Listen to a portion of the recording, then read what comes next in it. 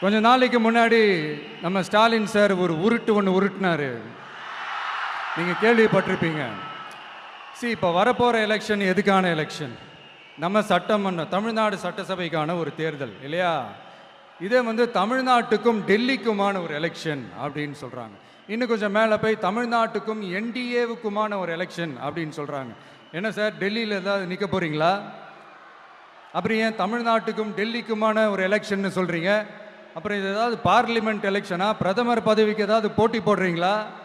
அப்புறம் ஏன் அதை தமிழ்நாட்டுக்கும் என்டிஏவுக்குமான ஒரு எலெக்ஷன் சொல்கிறீங்க? எங்களுக்கு புரியலையே சார், இது என்ன லாஜிக்னு எங்களுக்கு புரியலையே. எந்த எலெக்ஷனை எப்படி டீல் பண்ணணும், எப்படி ஹேண்டில் பண்ணணுன்றது நம்ம தமிழ்நாட்டு மக்களுக்கு தெளிவாக தெரியும். நம்ம தமிழ்நாட்டு மக்கள் மாதிரி ஒரு தெளிவான மக்களை நீங்கள் பார்க்கவே முடியாது.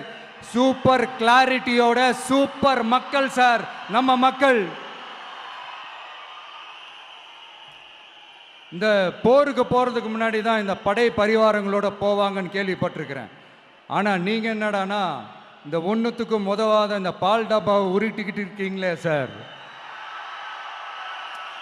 உண்மையிலே இந்த எலெக்ஷன் எதுக்கான எலெக்ஷன் சொல்லட்டுமா?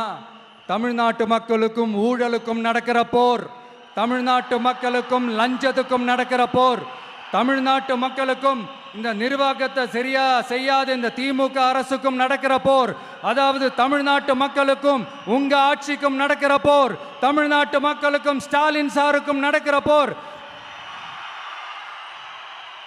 இன்னும் சுருக்கமா சொல்லணும்னா, விஜய்க்கும் ஸ்டாலின் சாருக்கும் நடக்கிற போர்.